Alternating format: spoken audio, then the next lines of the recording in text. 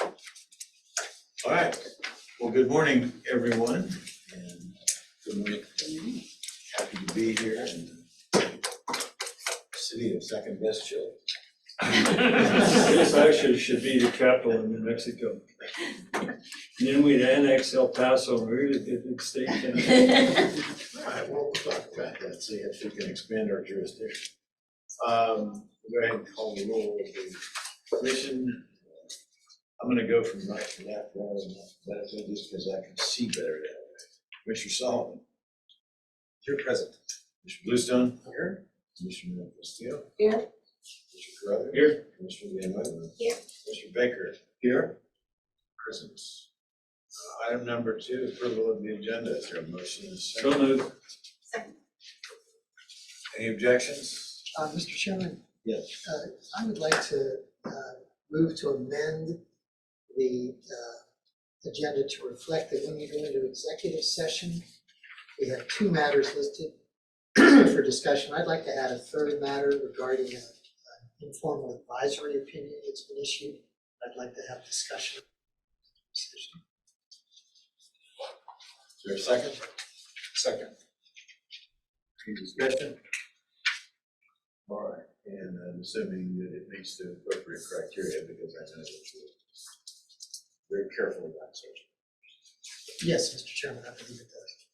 All right, so it's motion and second. Any discussion?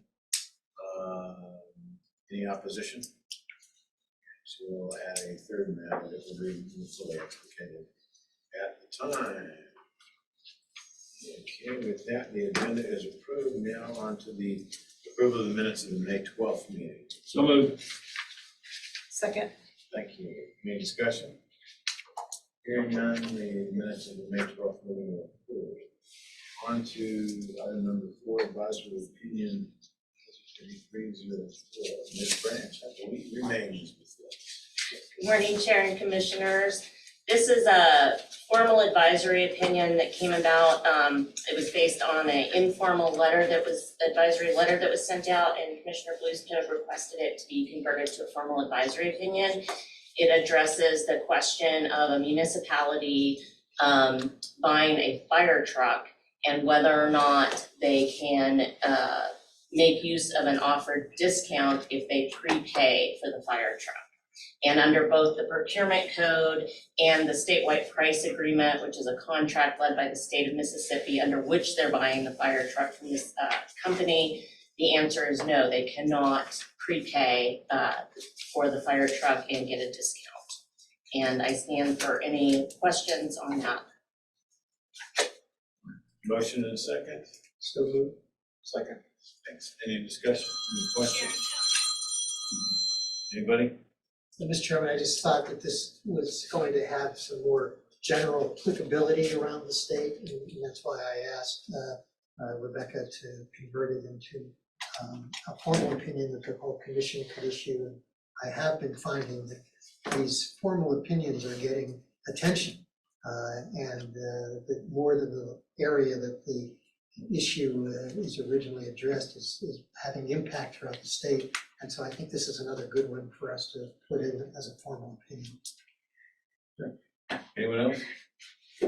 All right, any opposition? Hearing none, the opinion is approved and let it issue. Thank you. Thank you. Let's see here, the next matter is rule hearing, right, Tim? That's right, Chair. Okay. I will turn the medical one to the public hearing portion. Okay, thank you, Chair and Commissioners. We've done this a few times before. I think this is the Commission's 3rd rule hearing. It has a few parts, and we'll go in order. So to give you a sense, I think, of how it goes, first, I'm going to request for the admissions of certain documents into the rule hearing record. Then I'm going to just walk you through what the rules are. Then I'll request the introduction of other materials in the rulemaking record, which are public written comments that we've received, and then we'll turn it over to members of the public to make any testimony that they want to make after they've identified themselves. So that, I think, is the order of operations for a rule hearing. So first, Mr. Chair and Commissioners, I'm requesting to introduce into the record and marking it as Exhibit 1, the notice of rulemaking and public rule hearing that was published in Volume 34, Issue 8 of the New Mexico Register. Any objections? Hearing none, Exhibit 1 is admitted. Okay, following that, Chair and Commission, the rules that you have before you, they were published on the Sunshine portal for more than 30 days. They have been emailed to the Legislative Counsel Service at least 30 days prior to this rulemaking hearing, and they've been published on the Commission's own website for more than 30 days. So the public has had ample opportunity, in addition to the notice of rulemaking and public rule hearing in the New Mexico Register, to review and comment on these rules. That's Exhibit 2, or? That's just commentary that goes along with I'm sorry, I the thought you had introduction. marked something else. My apologies. Thank you for that. All right. Now I'd like to just walk through two of these rules, and after I've done so, I'll ask Rebecca to come and walk you through the remaining rules.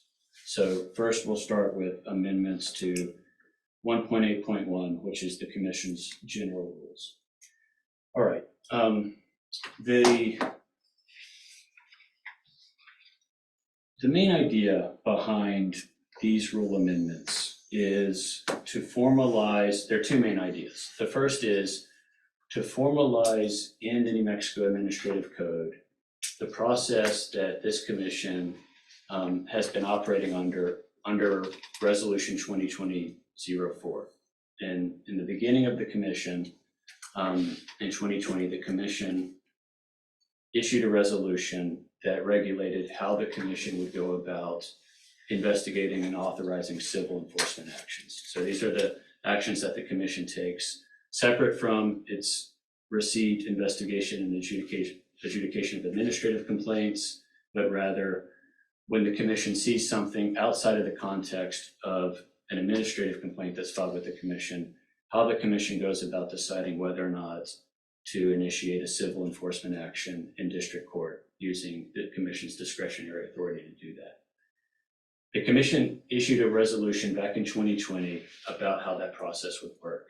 And we've been operating under that process for about 3 years. And it's time, I think, to bring it into formal rulemaking and make it part of the New Mexico Administrative Code. So that's part of what these rules are doing. The rules cover the definition of an informal complaint, the beginning of an assessment, and just how the director or the director's delegee investigates assessments and decides whether or not to present an assessment before the commission for an authorization of a civil enforcement action. So that's the first thing that these rules are doing. Related to that is an amendment that touches the commission's subpoena power. So in these rules, these draft amended rules, the rules make clear that the director can ask the commission for approval to petition a district court to issue a subpoena in the course of the commission's investigation as the commission is considering whether or not to file a civil enforcement action. We're used to this process in the context of administrative cases where a third-party complainant files an administrative case, and if the general counsel is conducting an investigation and determines that he needs a subpoena, we present that to you, and you've seen that before. What these rules are doing is making clear that the commission also has that power to petition a district court for the issuance of a subpoena in the context of a commission investigation in anticipation of the commission filing a civil enforcement action. We think that that's well grounded in the law. The commission's subpoena power starts in the New Mexico Constitution in Article 5, Section 17. The subpoena power in the Constitution includes a clause as provided by law. So then we look to the statutes that the legislature has enacted pertaining to commission investigations and the commission's power and the commission's subpoena power. In Section 5 of the State Ethics Commission Act, there's a list of the commission's powers, the general powers that the legislature has delegated to the commission. In that list is the power to issue subpoenas that are relevant to investigations. There's several other statutes in addition to the State Ethics Commission Act that make clear for each of those statutes that the commission has the authority to conduct investigations and examinations for whether or not there's been a violation. And that list includes the Campaign Reporting Act, Financial Disclosure Act, the Lobbyist Regulation Act, the Gift Act, the Governmental Conduct Act. And reading all of these statutes together, we think we're on solid ground for the commission to petition a district court for the issuance of a subpoena as the commission is conducting an investigation to decide whether or not the commission wants to exercise its discretionary authority to file a civil enforcement action. This would also really aid the commission's decision-making in whether or not to file a civil enforcement action. There are investigations that staff have conducted outside of the administrative complaint process and thinking about whether or not to bring something before you for a request for an authorization to file a lawsuit, where we've been stymied, where if we had the kind of clear power and rule to seek a district court subpoena, it would have been helpful to the course of that investigation, and it might have changed what's presented before you. I think the commission could do this already under the statute. I think it has the authority to do that under the statute, but putting it in a rule, I think just provides a little bit more of the legal foundation before we go off and do this for the first time. And so that's the second part of the amendments to 1.8.1. The commission will have an opportunity to fully discuss these after when it's time for the commission to approve them. So this is all just by way of introduction. All right. The second set of rules that are being amended is at 1.8.3 of the New Mexico Administrative Code. These are the rules of procedure for the commission's administrative cases. These rule amendments in large part respond to a bill that was enacted in the last legislative session, HB 466, which made changes to how probable cause determinations are made in the course of the investigation of administrative complaints.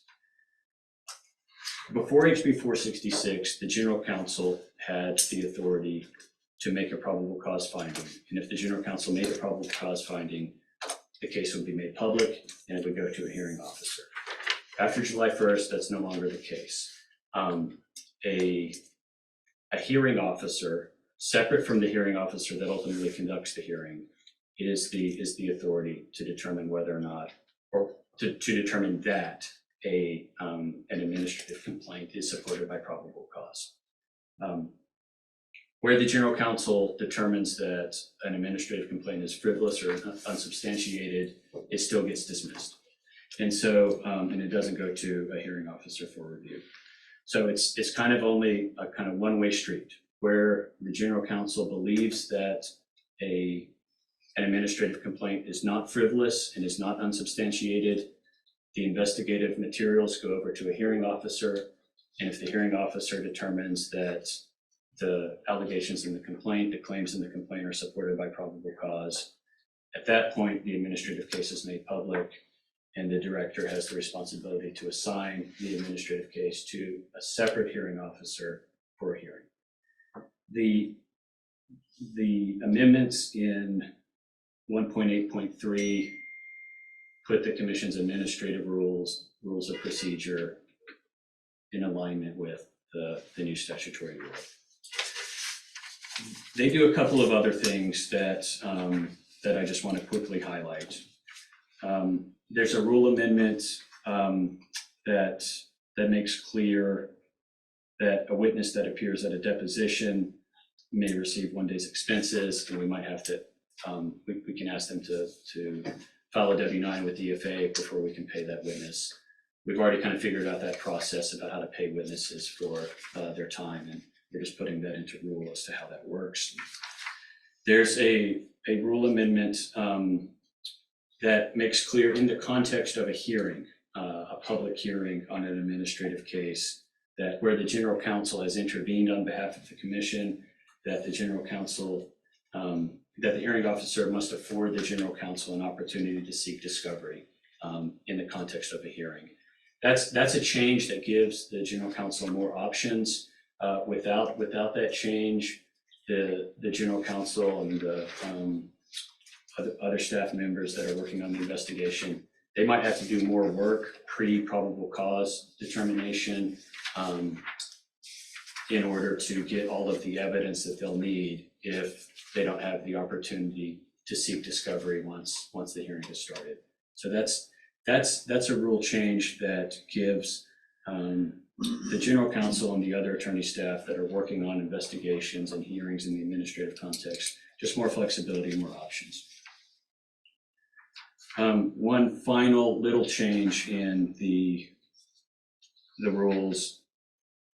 If the commission were ever to initiate its own administrative complaint, which I don't think is particularly likely, it's something that the commission has never done, and there are concerns about the commission's doing that. If the commission ever did that, it initiated its own administrative complaint, the rules make clear that it's the executive director and not the general counsel who would represent the commission at a hearing. The general counsel would still do the investigatory work in determining whether or not the complaint was frivolous or unsubstantiated.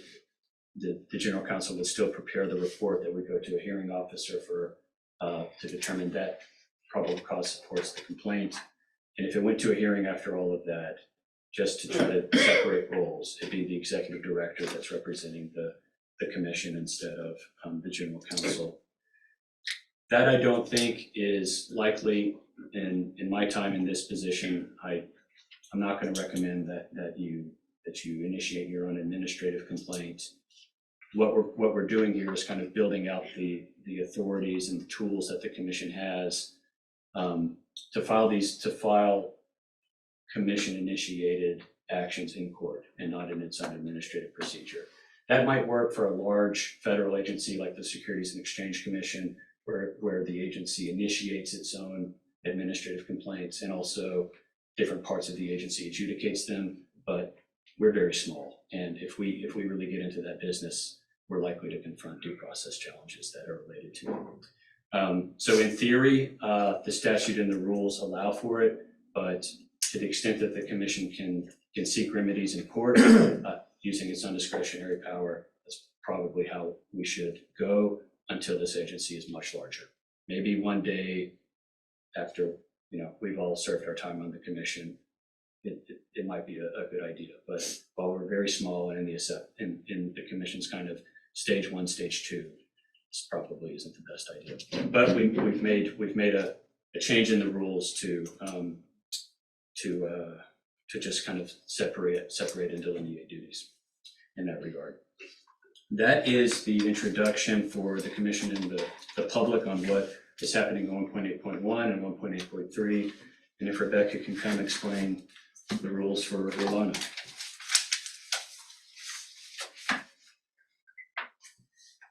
Chair and Commissioners, as you know, under Rolona, which was passed in or became effective January 1st, 2022, the Commission has disciplinary authority. We've been operating under Resolution 2022-1 that was passed by the Commission on February 4th, 2022, which set forth how our complaints were processed under the disciplinary authority of the Commission. Senate Bill 246, which was passed this past legislative session, allowed explicit authority for the commission to promulgate rules regarding Relona discipline. So this rule is a new part under the State Ethics Commission, and basically it just puts into rule what the resolution had set out previously, outlining the complaint process, the notice of contemplated action, and how to appeal any disciplinary complaint. So I stand for any questions regarding these rules, but like I said, it just specifically kind of follows the resolution that you passed last year in February. We'll do questions Okay. when they're amending. Jeremy, is there any, or Becky, are there any exhibits relative to this that you want put into the record? There are. So thank you, Chair, and that takes us to the next part, which is the introduction of written public comment that the commission has received. And so I'm marking as Exhibit 2, written public comments that were submitted by Mr. Chris Meckles and requesting that they be made part of the rulemaking record. Okay. Any objection?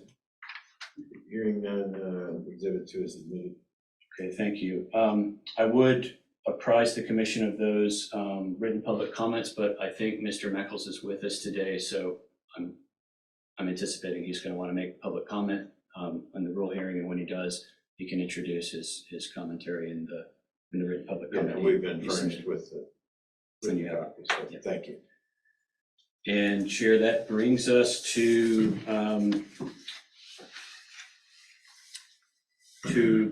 public testimony in the rulemaking hearing for any members of the public that want to provide their testimony. I'd ask members of the public to please identify yourself, your name, and if you have any institutional affiliation, to please state that as well.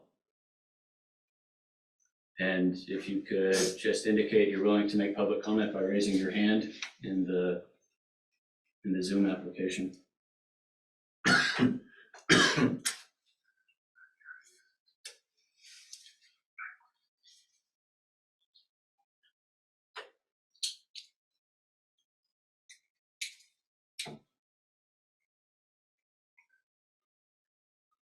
So you'll need to unmute him.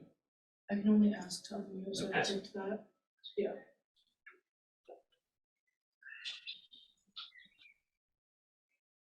Good morning, Mr. Meckles. Oh, good morning. Can you hear me okay? You're fine. Yes, thank you. Appreciate the chance to address the commission this morning.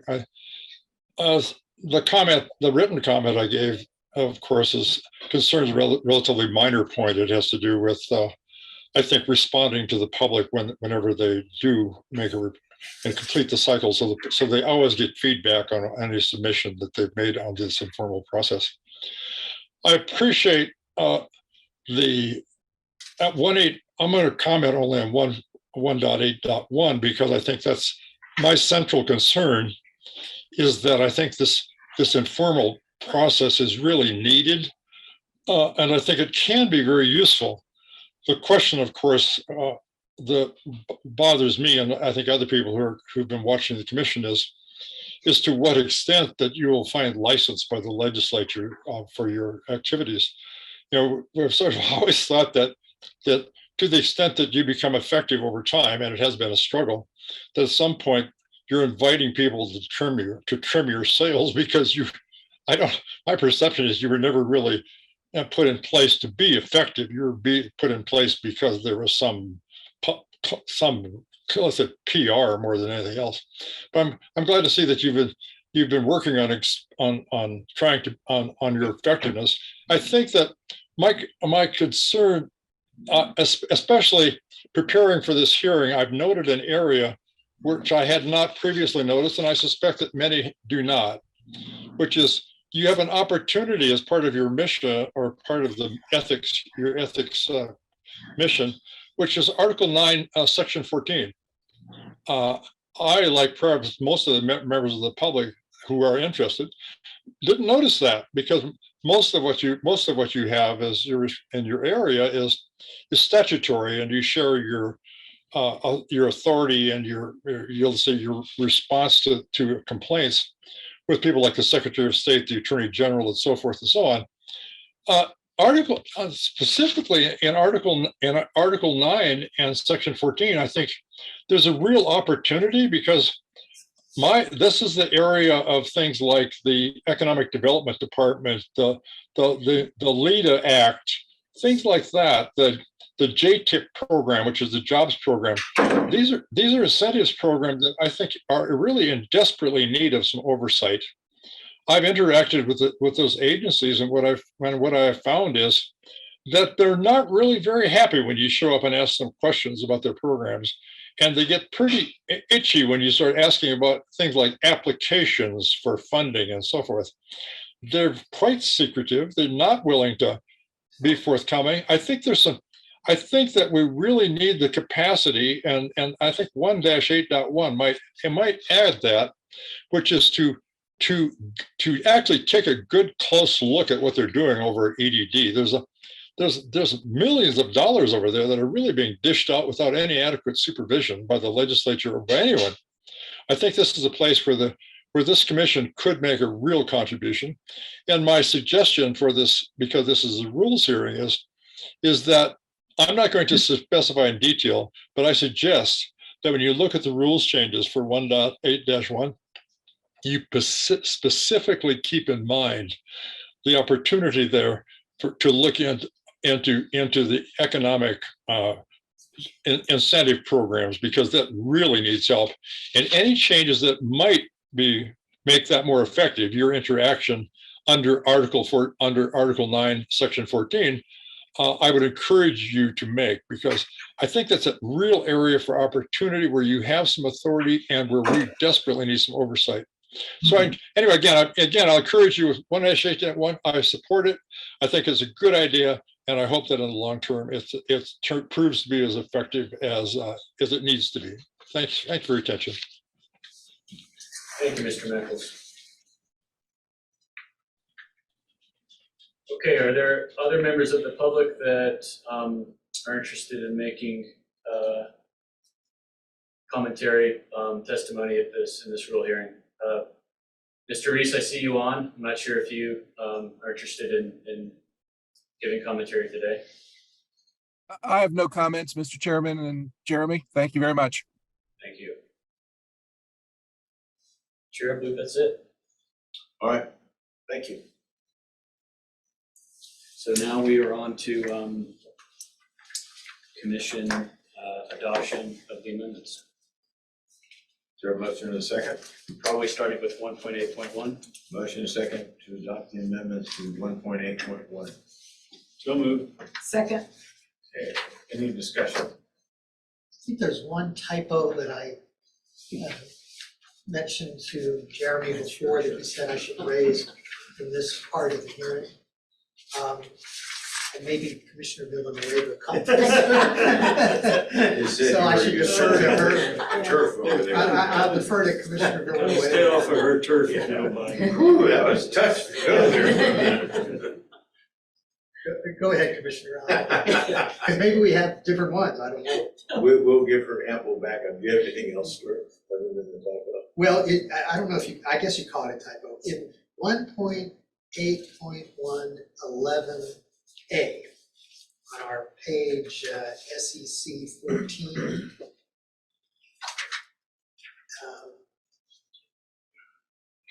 it says,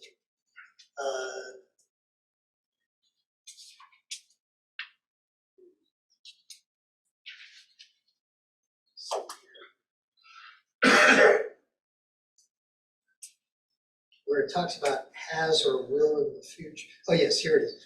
On the second line, the director may initiate an investigation if there is an articulable factual basis that reasonably indicates that the subject of the investigation has, or in the future, immediate future, will violate the ethics laws. I just think it's supposed to read if the subject of the investigation has violated, or in the immediate future will violate the ethics laws, then that's how we proceed.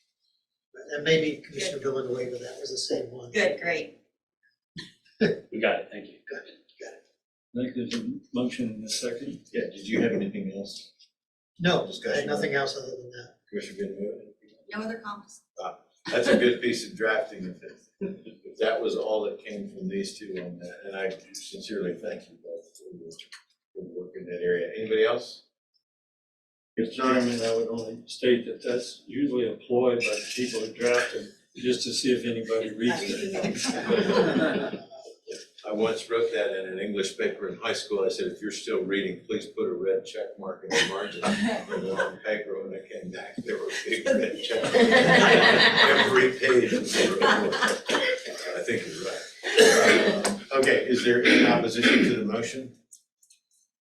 Hearing none, the motion carries. Thank you, Chairman. Next, Chair and Commissioners, we'd be looking for a motion to adopt the amendments to 1.8.3. Is there a motion and a second? So moved. Second. Thank you. Discussion? Mr. Chairman, I think there was one other typo in this one that is even more minor than the one I've done before. I think it's under the new A1 on page SEC 22. It starts if, comma, after the completed investigation, the general counsel determines. I just don't think you need the comma there because you took out that clause. So it'd just be if the general counsel determines that a complaint is frivolous or unsubstantiated, the hearing officer must dismiss the complaint. Thank you. Good with that? I didn't see, no, it's just, it's good. Any other discussion? All right. Any opposition to the motion? Hearing none, the motion carries. Thank you. Okay, Chair and Commissioners, we'd be looking for a motion to adopt a new 1.8.5 in the New Mexico Administrative Code to regulate the Commission's loan authority. Motion and a second? So moved. Second. Okay, any discussion?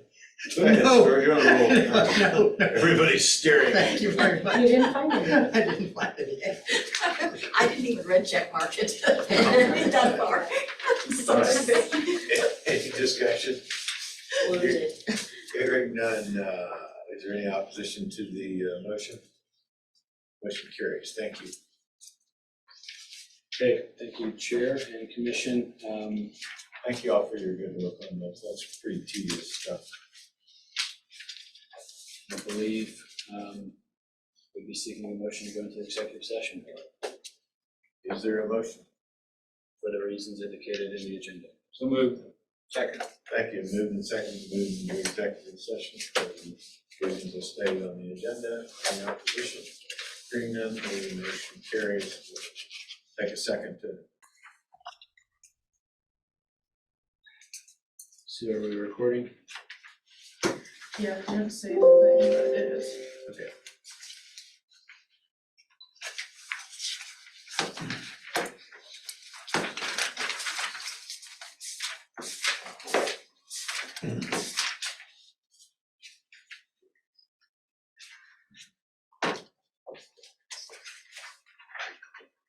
We ready? We're ready, Chair. We are now back in open session. Item number 9, Casey. Thank you, Chair, Commissioners. Commission staff seeks a motion approving resolution 2023-02, authorizing commission staff to initiate civil enforcement action against an individual expenditure entity and the individuals associated therewith, including its organizer and treasurer, for violations of the Campaign Reporting Act. So moved. Second. Been moved and seconded. Is there any discussion? I believe I need to do a roll call vote on this. So Commissioner Solomon, Yes. Commissioner Bluestone, Yes. Commissioner Castillo, Yes. Commissioner Carruthers, Yes. Commissioner Villanueva, Yes. Commissioner Baker. Yes. Chair votes yes, motion carries. All right, thank you, Chair, Commissioners. Commission staff seeks a motion approving resolution 2023-03, authorizing commission staff to initiate civil enforcement action against the 118 individuals referred to the commission by the Secretary of State for violations of the Financial Disclosure Act. Your motion is second. So moved. Second. Any discussion? And does that motion include that we will publicly disclose that we are pursuing this course of conduct and that we're the plan of action that we're going forward with for the 118 individuals? Yes, it does. That's the motion, that's the second. All right, any further discussion? Commissioner Solomon? Yes. Commissioner Bluestone? Yes? Commissioner Castillo? Yes. Commissioner Carruthers? Yes. Commissioner Villanueva? Yes. Commissioner Baker? Yes. Chair votes yes. Thank you, the motion carries. Thank you, Casey. Rebecca? Chair, Commissioners, staff seeks a dismissal of notary public complaint 2022 NP 23 and ask for dismissal for lack of jurisdiction. So moved. Thank you. The motion is second. Any discussion? Hearing none. Commissioner Solomon? Yes. Commissioner Bluestone? Yes? Commissioner Castillo? Yes. Commissioner Carruthers? Yes. Commissioner Villanueva? Yes. Commissioner Baker? Yes. Chair votes yes, motion carries. Next meeting, everybody got calendar? I do. This is always the stop part of the meeting. Did I say everything? I don't need one, so. Oh, you don't need one, do you? Here we go. The first Friday in August is August 4th. August August 4th. 4th. Is that good with everybody? All right, August 4th, and we'll return to Zoom. Absent a compelling reason to do otherwise. All right, so see you on August 4th. I'll just note, Chair, that by August 4th, we'll have a new commissioner. And at some point, it probably makes sense for the commission to meet that new commissioner in person. So that could be August 4th or later in the fall. But one of the first meetings of that new commissioner, I think it That's a good point. behooved the commission. For now, it'll be on Zoom, but that's subject to modification. Thank you. Public comment? Sheila?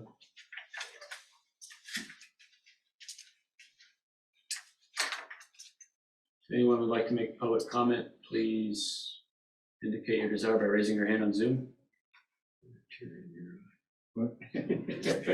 I've enjoyed this. I don't think we have any public comment, Chair, but I know Commissioner Baker has an issue that he wanted to raise. He's not a member of the public. That's a good point. I'd just like to say that I think that the commission and particularly staff should take a look at developing a more robust public relations effort with respect to the visibility of the commission. I think it's important for the public to know that we're here, what we're doing. And although that might increase the workload, I think it's important for the public to have a better grasp that the Ethics Commission exists and that we actually are producing some pretty good results. And I would add to that, I thought Jeremy was a great spokesperson. I've worked with him a couple of times as he's explained the commission and its work. And I know that he's bound to his desk most of the time, but there are opportunities. Our economic forum is a small one. It was probably 40 or 50 people there yesterday. But the economic forum in Albuquerque should hear the same presentation that he gave to our business and professional community about what the commission does and cannot do. And it was a good discussion afterward. Senator Cervantes was there and asked questions. Some business people asked questions. And I think they all went away with a better understanding of what's possible. So I would encourage Jeremy to continue to be the point person and spokesperson. I know it's demanding, but there are certain organizations that you can target that would be very interested in it. I'm not sure why you don't go to the Republican and Democrat state conventions and ask for a slot to explain how it is that you worry about campaign reporting kinds of things and talk about their issues would be a possibility to, spread the word about what the commission does. And I think it would be helpful. So that's my parting shot. You're entering stage 2 and on the way to stage 3, give me a letter sometime. Tell me how you're doing. Chair and commissioners, I should point out that we have entered a small purchase contract with the public relations firm, the Garrity Group, which has a very good reputation and does a lot of work in New Mexico. I'm gonna see how that goes. If you receive requests for comment related to any of the commission's work over the next few weeks, please just direct the requester to the Garrity Group, and I'll send out an email to that effect. But we'll see what the Garrity Group does and the kind of work they have a good reputation, but we'll see it for ourselves. And if they do good work, then in the next fiscal year, we could renew the contract. And then just one final question.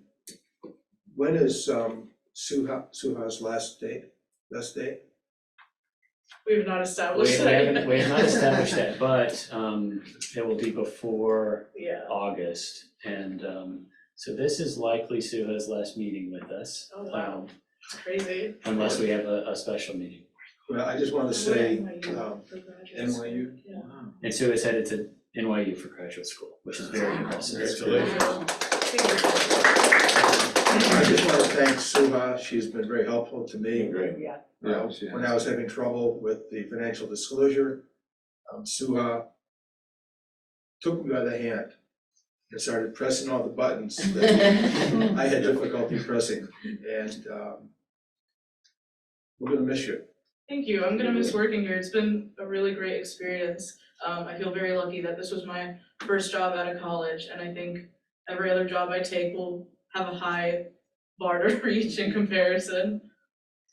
But Best wishes to you. And lastly, as a chair's privilege, Governor, it cannot go without saying, I know all the encomiums last night that everybody brought forward, and were heartfelt, but thank you for your service. I know I speak for all of us. We thank you for your guidance, your friendship, just for all the good stuff. And we will take you up. I don't know if they will, but I will, reaching out to you in more than just a letter. So thanks a lot and Godspeed. It's indeed been my pleasure. Thank you all. Thank you.